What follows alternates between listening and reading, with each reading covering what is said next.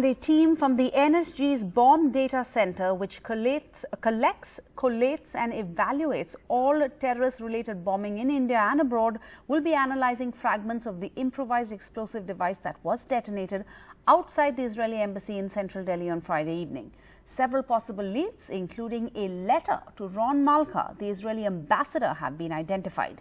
Israel Prime Minister Benjamin Netanyahu has expressed full confidence that India will fully investigate the blast.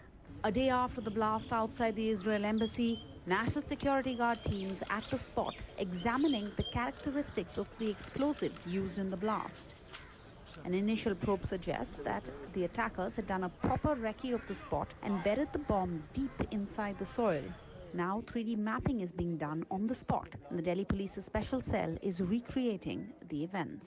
Delhi police sources say that there could be a possible link to Iran and that the motive behind the low-intensity blast could have been to send out a message to Israel.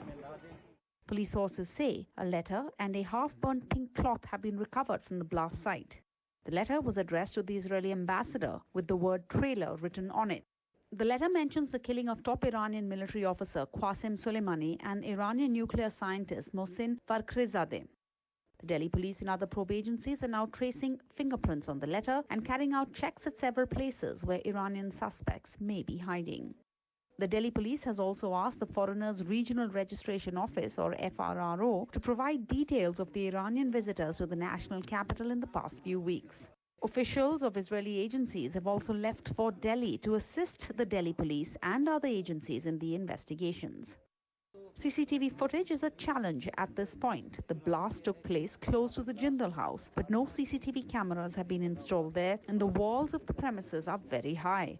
A CCTV camera was installed near a tree at the blast site, but footage of that camera has not been retrieved yet due to technical issues. The police have now obtained footage of all CCTVs on the Abdul Kalam Road, and it is being investigated. Past records and intel inputs are also being looked at. In 2012, there was a similar attack outside the Israel embassy in which the wife of an Israeli defense envoy was injured. Names of 2 Iranians had come up in that probe, but they've not been deported to India till date. Also, just a week ago, the Intelligence Bureau of India had issued an alert saying that there could be a possible attack against Jews of Jerusalem who live in India. Security agencies are on high alert in the area, and traffic has been restricted on the roads leading to the embassy. The National Security Advisor, Ajit Doval, has briefed his Israeli counterpart on the status of the investigation. We get full support and cooperation from the Indian authorities. And as you well mentioned, this evil attack was conducted exactly at the day that we celebrated 29 years for very rewarding and fruitful diplomatic relations between Israel and India.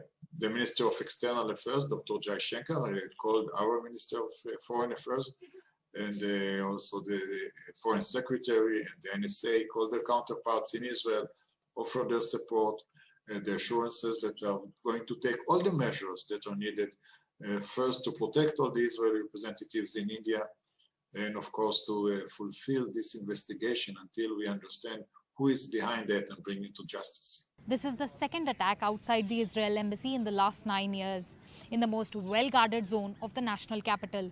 The event has raised several questions on the state of national security.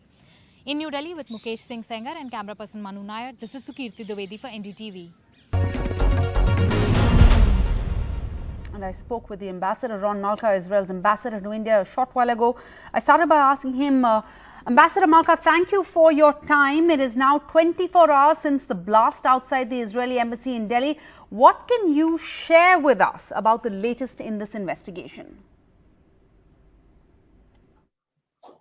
Well, the investigation is still ongoing. As of now, our assumption, according to the information and evidence that we have from the scene, is that it is indeed a terror attack that targeted the Israeli embassy. Fortunately, nobody is hurt. All the diplomats and their families are safe at their home. So you say it's a terror attack targeted against the Israeli embassy. Why do you say that? Can you confirm that a letter was found addressed to the embassy?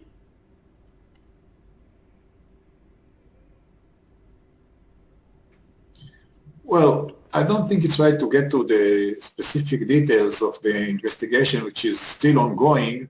But according to what we see in the scene, the kind of the bomb that was blasted and other evidence that we get, this is the assumption of the security authorities. Ms. Marta, you're saying that Israeli authorities are treating this as a terror attack. So what are the repercussions of this? I mean, the fallout, for example, are you stepping up security precautions at missions across the world, or is this an India-specific concern? First, I must stress that as Israeli representatives around the world, we know that we are always a target for our enemies. So we are always prepared. We take the security precautions all over, all the time. Lately, we raised the level of alert due to some events and incidents that happened around the world, and some of them are referred to us. So we raised the level all over the world on all our facilities and representatives in the world. So we are not surprised. We knew that something like that might happen. We took all the precautions, all the measures that are needed. We have a very good security protection. And that's how we feel safe. And Ambassador, the explosion coincided with the establishment of India and Israel's relations way back in 1992. Since yesterday, both countries' foreign ministers have spoken. Are you reassured? Yes, we get full support and cooperation from the Indian authorities. And as you well mentioned, this evil attack was conducted exactly at the day that we celebrated 29 years for very rewarding and fruitful diplomatic relations between Israel and India. So one of the options is that someone would in some way harm these relations, but no one will be able to do so because the relations are thriving and growing. And actually, I would say that are even a shining example for other countries in the world. How can they advance their relations and make them so fruitful and rewarding? The Minister of External Affairs, Dr. Jai Shankar, called our Minister of Foreign Affairs, and also the Foreign Secretary and the NSA called their counterparts in Israel, offered their support, the assurances that are going to take all the measures that are needed, first to protect all the Israeli representatives in India, and of course to fulfill this investigation until we understand who is behind that and bring it to justice. This was the blast outside a high security embassy in a VIP high security zone in a week where security precautions are at a peak. When the beating retreat ceremony was taking place just 2 kilometers away, at a time when the government had already increased road checks, etc., due to farmers' protests. Was this not worrying? No, I say, again, we have full trust on the protection that is there on this area, on the global area. And of course, attempts can be there, but still, there's no damage, no one was hurt. And this is due to the precautions that were taken before. As I said, we are full alert, we are not surprised.